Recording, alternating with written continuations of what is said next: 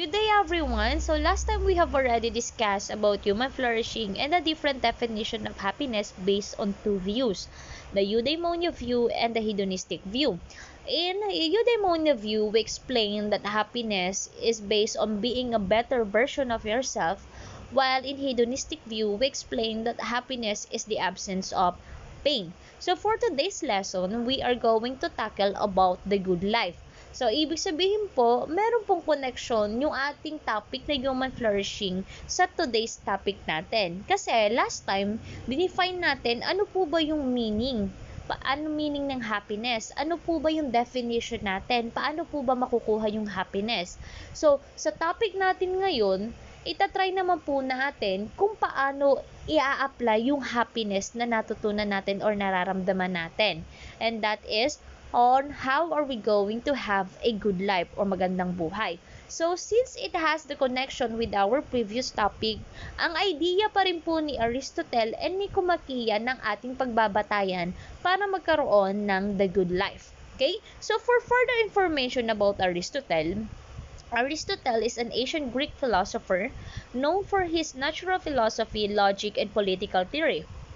More on Aristotle, he is one of the greatest thinkers in the history of Western science and philosophy, making contributions to logic, metaphysics, mathematics, physics, biology, botany, ethics, politics, agriculture, medicine, dance, and theater. As you can see, lahat na po ng principles or aspects and branches of science, meron siyang contribution of his idea. He is also first to classify areas of human knowledge into distinct disciplines such as mathematics, biology, and ethics.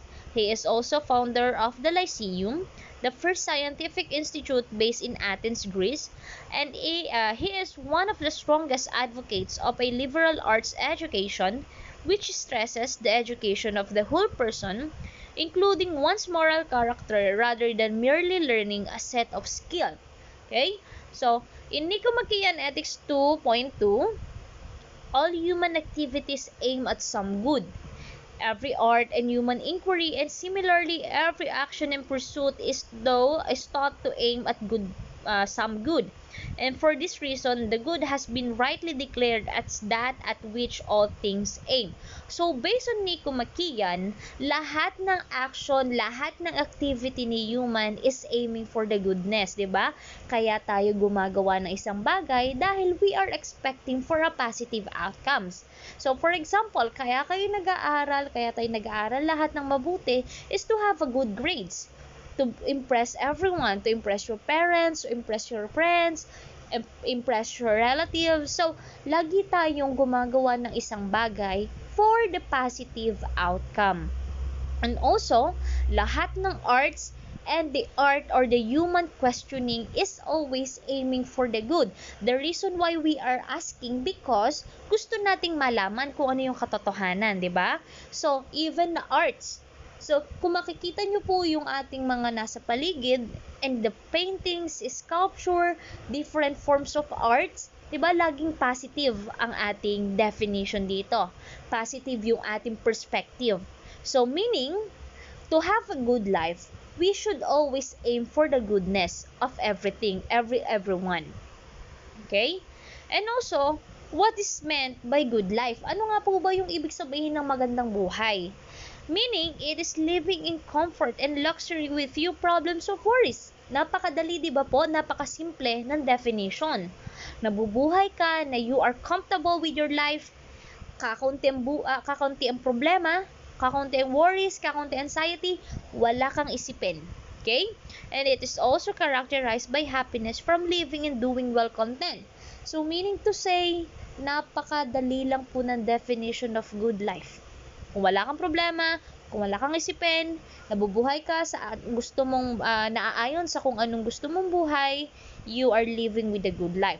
But, meron po yang limitation. Hindi porket sinabi natin na nabubuhay ka, you are comfortable, wala kang problema, hindi po ibig sabihin nun na sabihin natin good life. Kasi po, we have standard of what we call good life. Mataas po yung high standard niya. Kasi po, Okay, let's back with the what is eudaimonia.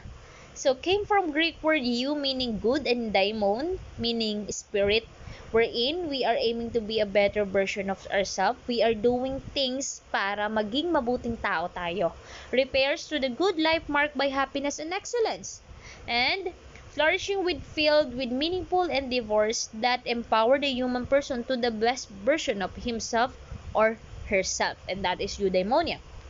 In Aristotle's view of good life, okay, so unahin muna natin ang definition or view ni Aristotle so of what is a good life. He explained that the activity of the soul in accordance with virtue. So, ibig sabihin, virtue, di ba, napakalalim na salita na ano po ba yung virtue? Believe that good for human is the maximum realization of what was unique to human, and the good for human was to reason well. The task of reason was to teach human how to act virtuously and the exercise faculty in accordance with virtue. So the reason kaya sinabi ko sa inyo that even though you are living with comfortable, less worries or less problem, it doesn't mean that you are living with good life. Kasi po, when we are talking about good life, that means wala ka ng problema, nabubuhay ka ayon sa gusto mo, you are living with comfortable life, but you are also living with virtue. So, mamaya po malalaman natin, ano po ba yung kanina ko pang pinapaulit-ulit na virtue? Okay? So, ito na nga po. Ano ba yung virtue?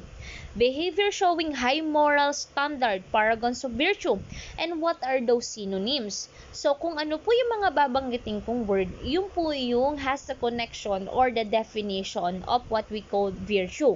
So, kapag itong mga bagay na to, mga sentence, words na to, ay isinasabuhay mo, that means you have a good life. Okay?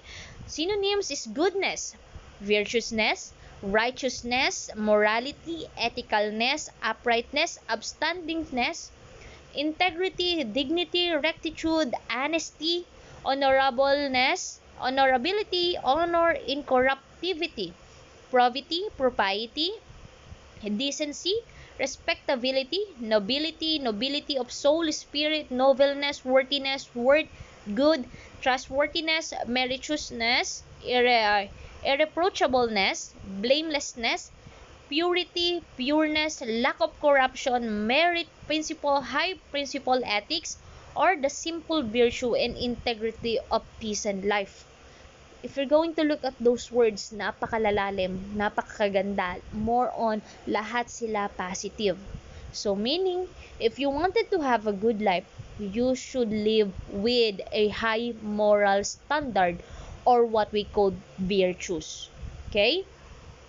While in Nicomachean ethics or Nicomachean view, he explained that good life or I explained that virtue, then being of two kinds, is intellectual and moral. So, in-explain niya, may dalawang virtue daw, which is the intellectual or our mentality, while moral, intellectual virtue is the main owes its birth and growth in teaching. For its reason, it requires experience and time. While in moral virtue comes about as a result of habit. Okay? So, explain. So, ito po yung ating definition. Intellectual virtue, it is a theoretical wisdom, thinking and truth. Practical wisdom, understanding, experience and time are necessary requires for the development of intellectual virtue. So, meaning to say, ito pong intellectual virtue na to, simula nung ipinanganak tayo, nasa atin na to. So, para po siya ay ma-enhance, magkaroon ng progress, kailangan siya ay bibigyan natin ng time. Okay? So, hindi naman po tulad, diba, ng pinanganak tayo, we are definitely meron na tayong virtue nun, intellectual. So, the way or habang tumatanda tayo, yun po yung time na nagkakaroon tayo ng progress, na i-enhance kasi naisa sa buhay, na i-exercise yung virtue na yon. While in moral, it controlled by practical wisdom, ability to make right judgment.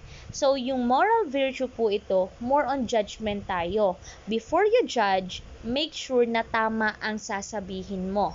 Before ka mag-judge, kailangan alam mo yung both sides at hindi ka dapat bias. Okay? And it owns its development to how are nurtured as a habit can be learned. And moral, so meaning can be learned kapag napanood mo yung bagay na yon, yung mga habit na yon, na tumutulong ka sa matanda, nagmamano ka, kapag may nangangailangan, lagi mong tinutulungan, so that is a habit, 'di ba? So, nurtured, meaning the environment affects you. Sabihin, ginawa mo isang bagay dahil nakikita mo to. Ginagawa mo to, natutunan mo to kasi napanood mo. While in intellectual virtue, simula nung pinanganak ka, nasa yun na yung version na yun, kailangan mo lang enhance. Okay? Also, happiness to Aristotle, happiness depends on ourselves. Tama naman po, di ba? So, ibig sabihin, nasa atin.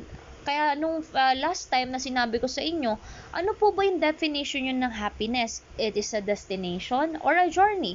It's up to you, 'di ba? Kung ang happiness nyo ay yung pupuntahan nyo or it is a journey na kailangan nyong lagpasan, kailangan nyong maramdaman. So, kaya lang makapagpaliwanag o kaya lang makapag-define of what is happiness is you. Ikaw lang. Okay? And it is a central purpose of human life and goal in itself. So the reason why, so for example, kayong mga estudyante, the reason why you are studying hard ay para magkaroon ng magandang buhay, di ba? Magkaroon ng magandang future. So if you're looking for a brighter future, meaning that is your goal, to have a happiness or have a good life. And it depends on the cultivation of virtue. And a genuinely happy life required the fulfillment of broad range of conditions, including physical as well as mental well-being. So, meaning po, when we are talking about happiness, it is not just physical. Yung physical na mga nakikita mo, nararamdaman mo, but also mental. Yung kabuuan mo, even yung pag-iisip mo, kailangan masaya din. Hindi lang katawan, hindi lang action, but also your mentality. Yun yung sinasabi ni Aristotle na happiness. Kasi, happiness as the ultimate purpose of human existence, happiness is a final end or goal that encompasses the totality of one's life, and it is not something that can be gained or lost in a few hours like pleasurable sensation.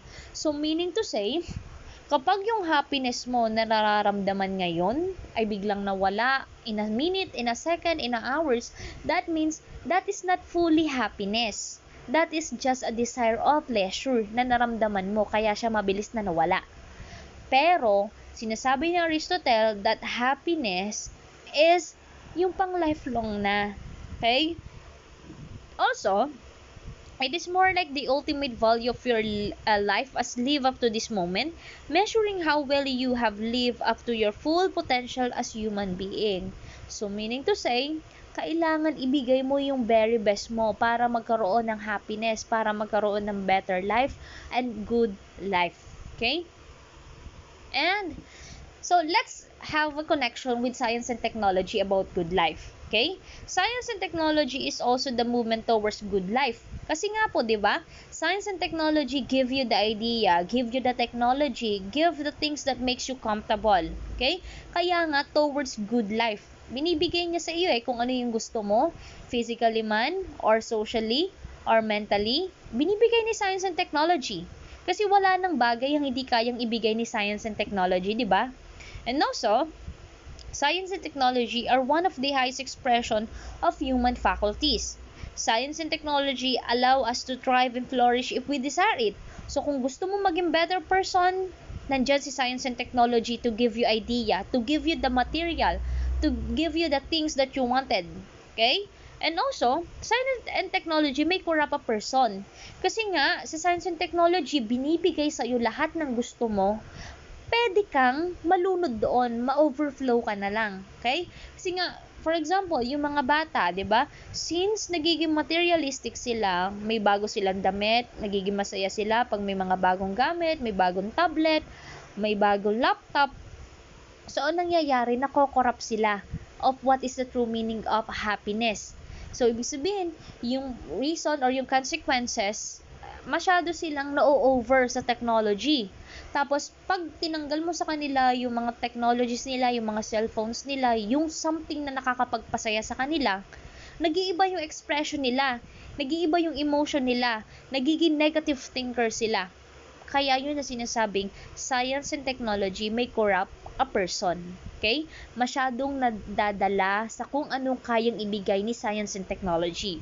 Also, science and technology with virtue can help an individual to be out of danger. So, kasi aminin man natin o hindi, science and technology have a advantage and disadvantage. Okay? Yung sinasabi ko kaninang disadvantage ay yung masyadong nalulunod ay yung mga tao sa magandang buhay na kayang ibigay ni science and technology. While also, if you are really going to understand the true meaning of science and technology, kung magkakaroon ka ng right utilization of science and technology, pwede niyang matulungan ng tao na maiwasan yung bagay na pwede niyang kahantungan, yung masamang bagay na pwede niyang kahantungan. And that is science and technology. Kasi laging, in everything, there is a advantage and disadvantage. Okay? Also, why is it that everyone is in the pursuit of good life? Bakit nga ba lahat tayo gusto natin magkaroon ng magandang buhay? Kasi it is simple. Life is good. It is only our thoughts, choices, and action toward the situation we meet in life each moment of time that makes life look hard, or bad. Diba? Tama naman po. If you are living with your virtue, you're living with eudaimonia, your happiness, wala kang hindi ka corrupt na tao, namubuhay ka with honesty and integrity, everything follows, diba? If you have a positive mind, lahat ng nasa paligid mo, positive. But, once you make a bad decision in your life, ano nangyayari? Diba? Sunod-sunod na rin yung mga problemang kinakahantungan. Sunod-sunod na rin yung mga problema na iyong hinaharap. And that is what we call the life na sinasabi, diba? Once you make good things follow. Once you make bad decision, consequences follow. Okay? Also, the same bad situation in life that makes our person think badly inspire another to do a novel things. Some good situation in life that makes one person feel so good to get into a bad situation inspire another person to create another good situation because of the good situation. So, the reason why ang isang tao, for example po, yung ating mga, for example, ikaw, dahil wala kang makain, mayroon kang pamilya, may mga anak na nagugutom, so in your situation, anong tendency mo? Wala kang pambili, di ba? Magnanakaw ka, kukuha ka, or yung some situation, kukuha sa magnanakaw sa store, gagawa ng masama. They are aiming for good, pero yung action nila is bad. Kaya nagkakaroon sila ng, though, matapos silang makakain, okay na, di ba? Na-fulfill na kung ano yung wala sa kanila. But, they are not living in a good life. Kasi, pagkatapos noon, yung konsensya niya, nandoon pa rin na ang pinapakain niya sa kanyang mga mahal sa buhay ay galing sa masama. Okay? While, sa bad situation kung saan, sinasabi natin, ang isang tao gumagawa ng decision na sa tingin natin mali, pero sa kanyang situation ay tama. Okay? So, yun yung sinasabi nating good life eh. Kaya nga, pag sinabing good life, we have a high moral standard. So, para magkaroon ka ng magandang buhay, gawin mo kung ano yung tama. Sabihin na natin, ang mali ay mali at hindi kailang magiging tama. Okay? Nulit ko po, ang mali ay mali at kahit kailan hindi magiging tama ang mali. Okay? Also, it is all about thoughts, choices, and action. So, kung gusto mong magkaroon ng happiness, it is your choice. Kung gusto mong magpakalunod sa lungkot, it is your choice. Kung gusto mong makaahon sa buhay, is it your choice? And, kung gusto mong magkaroon ng healthy living, the thoughts, kailangan positive. And also your action. Okay? Live with the virtue, live with honesty and integrity. Life is good, live it well. So, ibig sabihin, every second counts, 'di ba? Lahat ng bagay kailangan natin ipagpasalamat. Okay?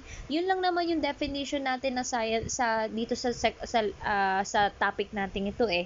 Kailangan may apply nyo kung ano yung nagiging discussion natin. So since we are talking about happiness and the good life, make sure sana po na every action simula ngayon, pag-iisipan muna natin.